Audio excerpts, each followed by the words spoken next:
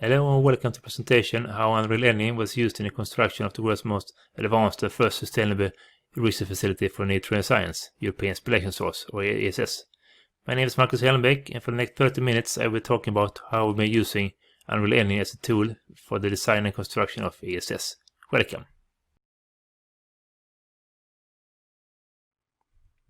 Some quick facts about me to start with. I'm working at the company A3 as a BIM and virtual reality specialist. For you who aren't familiar with the term BIM, I will explain a little bit more about that in the following slide. I have a background in civil engineering and have been working in the construction industry for the last 20 years. I have always had an interest in visualization and 3D, and have tried to implement my knowledge and interest in the projects I have been involved in.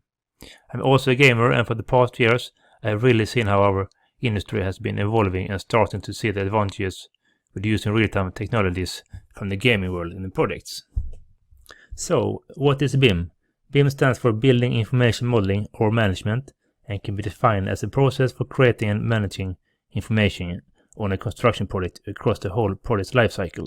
It allows stakeholders and design professionals to collaborate in the different phases of the project, from planning to construction and facility management. The key output for this is the Building Information Model, which is a digital representation of the facility. The company I'm working at, A3, is a technical and design consulting company with offices in 50 countries. The head office is located in Stockholm, Sweden. Our core businesses is the infrastructure, industry and energy sectors, and our main focus is sustainability, globalization, digitalization and climate change. The company was founded in Sweden 1895 as ÅF to work with inspections of steam engines, so we have been here for a while. Last year we joined forces with the Finnish consulting company Pöyry and rebranded to A3, and we are now about 17,000 employees. I will start with a short introduction of the project ESS that I have been involved in for the last 5 years. Then I will guide you through how we have been using Unreal Engine as a tool in the design and construction of this facility. I will talk about the main applications that we have created with Unreal and the workflows we have developed for using BIM and CAD models in Unreal Engine. We are using the Visual Data Prep tool for optimizing workflows, and I will go through how we did that. I also did a case study of the different CAD formats and software used in the design of ESS. Finally, I will talk about what is next on our agenda with Unreal Engine for this project. Here we can see an overview of the upcoming Science Village with ESS located in the bottom right of the image. I just want to mention a few words about ESS so that you get an understanding of the complexity of the project.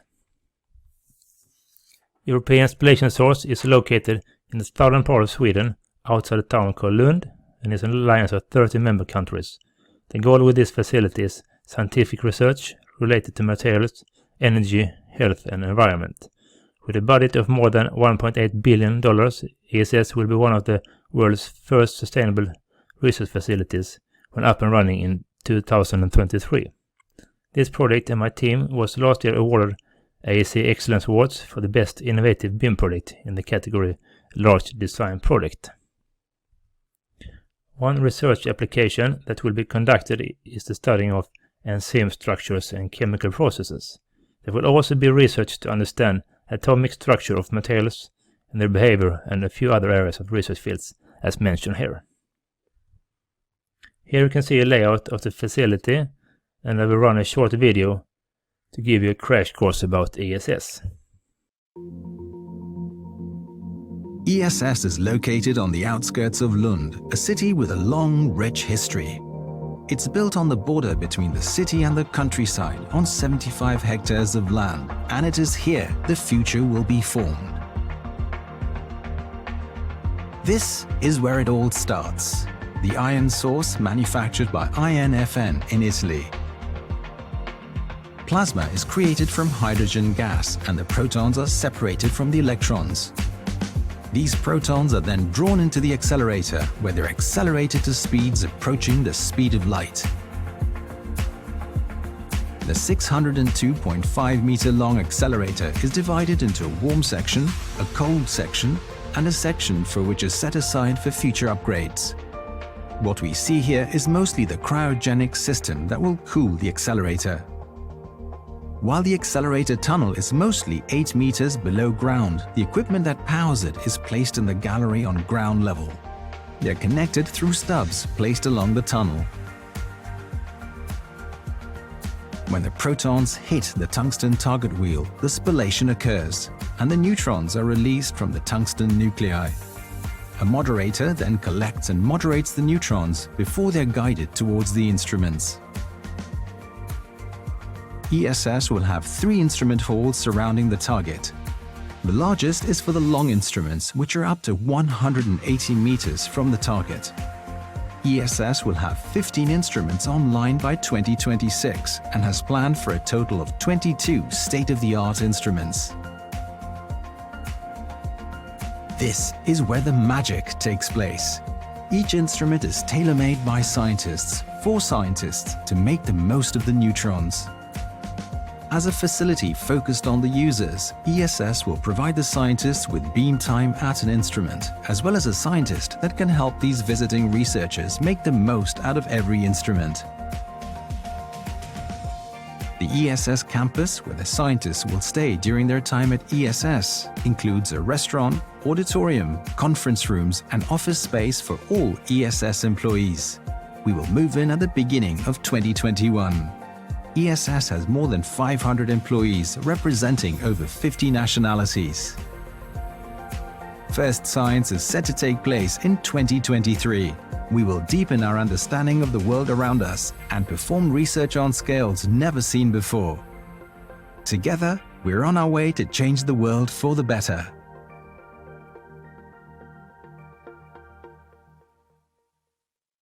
A really interesting project, so to say. A few years ago, I found out about Unreal Engine and early got this idea to see how we could use this real-time engine as a tool in the design process of ESS. I started to learn the tool and soon came up to speed and developed workflows for transferring our CAD models to the engine. Since a few years back, we're using the engine for different applications in the design and construction phase. One application is for reviewing the design in real time and virtual reality, and we're using the Collab Viewer template in Unreal to get up and running without too much effort. Multiple users can be in the model at the same time, reviewing the design. The engine has also been a really useful tool for the stakeholders that are not used to read drawings, and by being able to walk around in real time has helped them a lot to get a better understanding of their instruments and facility. Another application is to support the contractors planning their work virtually before starting their actual work. One example is when we visualized the scaffolding that will be built in the large experimental halls for installation of utility systems like ventilation and sprinkler. I will show an example of this in the next slide. Last but not least, we have started to use the engine for simulating logistics and handling of radiological waste in this facility that I will dive into a little bit deeper. In this clip, you see some example of applications we are using Unreal Engine for. First, we see a visualization of the areas called high bay that will be used for handling the radiological waste. This yellow telephone crane will be used for transporting casks and other equipment, and I will get into this later. Here is another visualization showing one of the experimental halls that will be housing the instruments. We are using the actual CAD models with some optimization that I will highlight later in this presentation. When we wanted to highlight key areas for coordination and for the stakeholders, we did some animations. One animation we did was for this crane to see how it will operate over this called bunker area.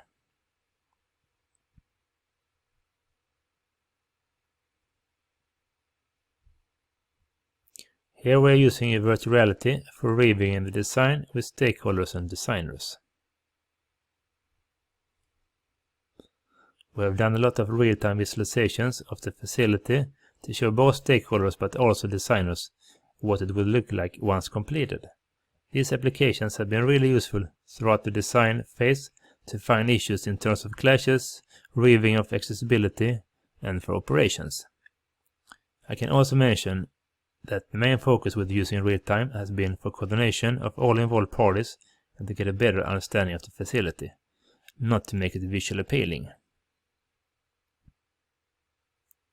There will be large shielding doors that will be closed during operations. And here we can see an animation in real time of a lock mechanism for one of these shielding doors, with this lock mechanism is closing the door that is placed on the other side of the wall.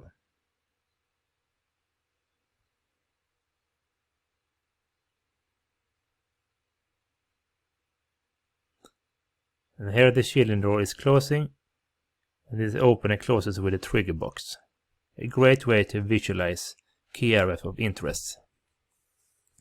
Another example showing the instrument caves in the experimental hall that scientists have had the possibility to review. The scientists have been able to walk around in the experimental halls to get a feeling of the instruments, how they were placed, if the instruments would fit in the instrument caves, or if they had to do some adjustments. All these real-time visualizations are also possible to run in virtual reality for a more immersive feeling. Finally, an example of visualization, the scaffolding that will be used for installation of utility systems. This was a good way to visualize how much space the scaffolding will take, and as you can see, the scaffolding will take up a lot of space.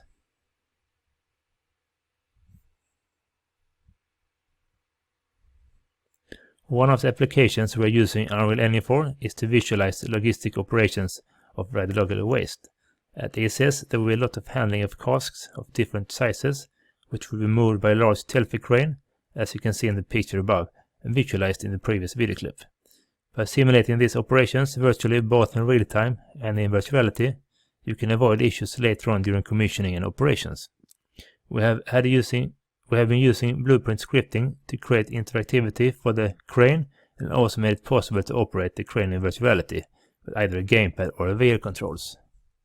Here we can see the model we used for creating this real-time application for the crane. Worth mentioning is that we have imported the light data from the CAD model containing accurate light profiles for each light fixture. On the floor, some of the casks that will be used for handling the waste are placed, and here is the crane that will be transporting the casks and other equipment. A blueprint has been created for the crane to create interactivity. The CAD model for the crane was brought into 3ds Max and optimized to be able to make it interactive, and then exported to Unreal with a datasmith format. We scripted different commands for the crane to make it operate the way we want it to. Here you can see some example of different commands to operate the crane.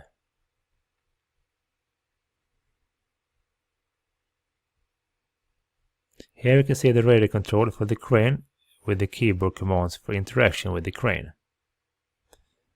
By using the controls we can simulate movement of the casks and not only move the crane in different directions, but also rotate the hoist and switch between different hooks. And here you can see an actual lift of one of the casks to demonstrate how we use this tool. The crane can also be maneuvered in virtual reality to get a more immersive feeling. As you may have noticed, we haven't made an effort modeling or simulating moving cables for the hoists because we wanted to focus on the actual lifts and logistics.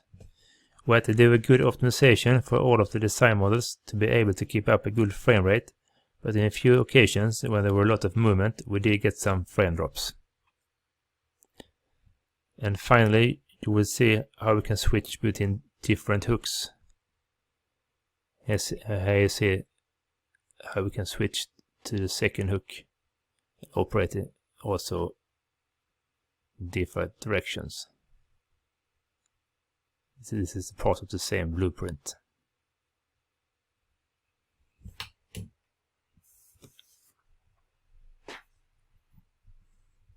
When we started with Unreal, we began to develop a workflow for transferring CAD models to Unreal. In the beginning, we assembled all the CAD models in a coordination software, Navisworks, that we were using for coordination of design. From that coordination model, we exported out the models we wanted to use to 3ds Max for optimization and cleanup, as you can see here in step 3. CAD models have a lot of heavy geometries, and we needed to reduce the number of triangles, the number of materials, etc. to make them work in real time. The final stage was to export the models to Unreal with the datasmith format. This workflow was very time-consuming when doing updates of the design, and we needed to find a smoother way of working with the CAD models. When the Visual Data Prep tool was released with Unreal Engine, we developed a new workflow where we used this tool for optimizing models instead of using 3ds Max, and was able to cut a few steps and save much time and effort. We import the native formats from CAD software to Visual Data Prep and then run recipes that we have created to clean up the models. We have created different data prep assets depending on which model we are optimizing. For example, we have one data prep asset for the architecture models and another one for the structure models. After that, we commit the models to Unreal and create our applications.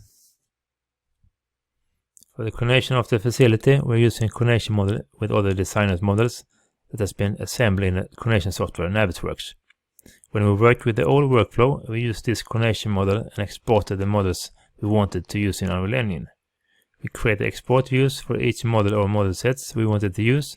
In this example, we're exporting a structure model of the base lab with a lot of piles. And here the structure model is exported to an OBJ format for optimization in 3ds Max.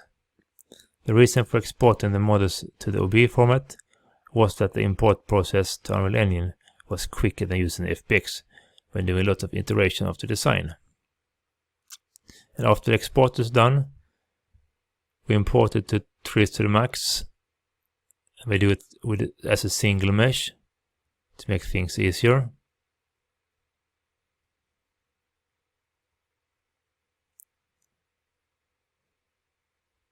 And when the file has been imported, we're starting to do the cleanup to remove smoothing groups we don't want to have or materials that we don't need. But in this case we only have two materials, one for the steel and one for the concrete. So we keep these materials. And after that we do some optimization to reduce the amount of polygons.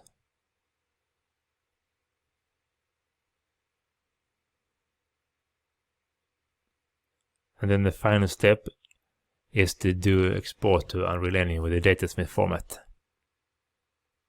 But before that, we'll get rid of all these piles that aren't visible in the Unreal Engine application.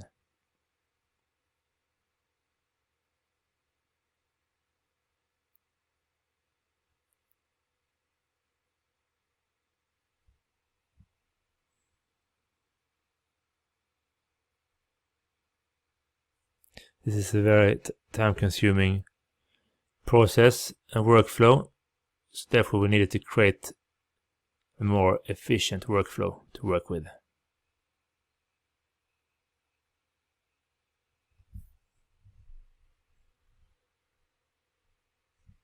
When we developed the new workflow, we found the Visual Data Prep tool very useful for doing the same work we did before, but much faster and more efficient. Here is an example of how we're optimizing a structural design model, which has a lot of geometries we don't need. We have created a data prep asset for structural models with a recipe that cleans up the model. Starting by importing the asset to Visual Data Prep and loading all the geometries. In this model, there are many piles that we don't need to visualize, so we remove all the piles and other unnecessary objects. We also change the materials, and finally the recipe merged all meshes to one single mesh. The outcome is a clean and nice looking model to work with that we finally commit to Unreal. And here you can see the clean up model that we will commit to Unreal. And this workflow is much more efficient than the old one. We have created data prep assets for every discipline in the project: architectural, structural, utility systems, etc. So to make things easier when updating the design, we made a custom toolbar that will batch data prep assets, so you don't have to run each separately to save time. Here we can see the data prep menu created for automating data prep assets. We have created one button for each discipline that has a data prep asset, but also one button to run all data prep assets at once. This makes the import process much easier every time you shall update the Unreal application with the new design models. It saves a lot of time.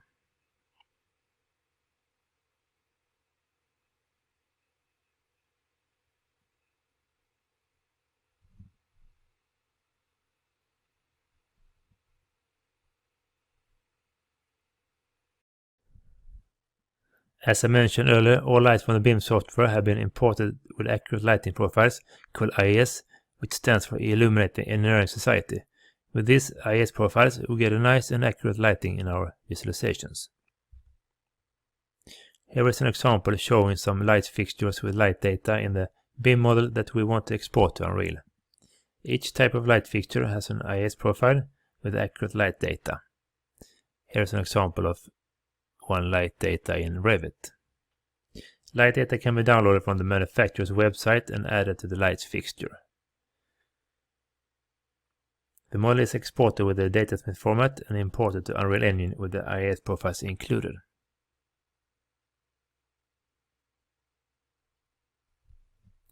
And here you can see the imported IES profiles from the Revit model. In this way, you get a really nice looking model with accurate lighting.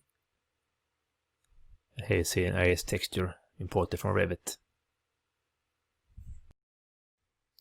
Early in the project, we did a case study to compare different file formats used in the project to find out the best workflow for transferring models to Unreal. For the design of all buildings, we are using Revit as the main design tool, and we exchange the native Revit format, but also IFC, which is a common exchange format in the industry. For the mechanical equipment and instruments, ESS is using other design software, and the exchange format from this software is the step format. In the beginning of the project, we also used the OBE format when exporting models from Navisworks to 3D Max optimization, as you saw before. Here we can see a big difference between importing Revit files and the IFC format. By using the IFC format for importing models to Unreal, we get less number of triangles for each model rather than using Revit files exported with the datasmith format. However, when we want to bring in the accurate lighting to Unreal, we use the Revit files because the IFC format won't handle the IES profiles. If we bring in the step models directly to Unreal instead of exporting the same models from Navisworks to OBE and then importing them to 3D Max for optimization, you get a much smoother workflow and less triangles. The comparison above shows the total amount of triangles before optimization. In this case, we get a total amount of about 3.5 million triangles importing these 3 step files, but the same models generated much more triangles when imported via 3D Max with the OBE format exported from Navisworks. Step files are also brought into the Visual Data Prep tool for optimization. Before I end, I just want to mention a little bit about what the next steps are with Unreal in this project. We're looking into how you could use real-time sensors connected to the model in Unreal to read actual data from the components and visualize the data in Unreal. We also have started to work with metadata from the CAD models to get information on every component. Many stakeholders at ESS have laptops with less good performance, and we are looking into using Unreal's pixel streaming solution for streaming the models to different platforms. When a part of ESS has been built, a 3D scan of that area is made, and it would be really useful using the point cloud from these scans in combination with the CAD models from that built representation of the facility. We have imported a point cloud of this utility area to see how the actual room was being built. Here is the point cloud, and by right-clicking and select edit, we can do some editing of the point cloud, add collision meshes to be able to walk around, etc. If we turn on the point cloud mesh, we can compare it with the design model to see if there are any deviations. So here you can see it's pretty accurate. It's a really good way of verifying the construction and how it was built according to the design data we have. This is a test we made, and we will start to use point clouds further on in this project.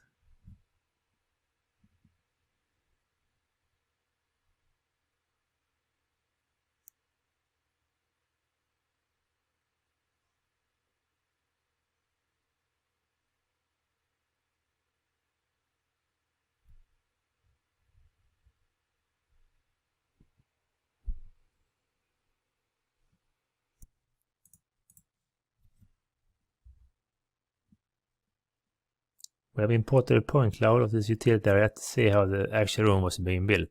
Here is the point cloud, and by right-clicking and select edit, we can do some editing of the point cloud, add collision meshes, etc. If we turn on the point cloud mesh, we can compare it with the design model to see if there are any deviations. As you can see here, it's pretty accurate. This is a really helpful tool for verifying a construction. So this is a test we made, and we'll start to use point clouds further on in this project.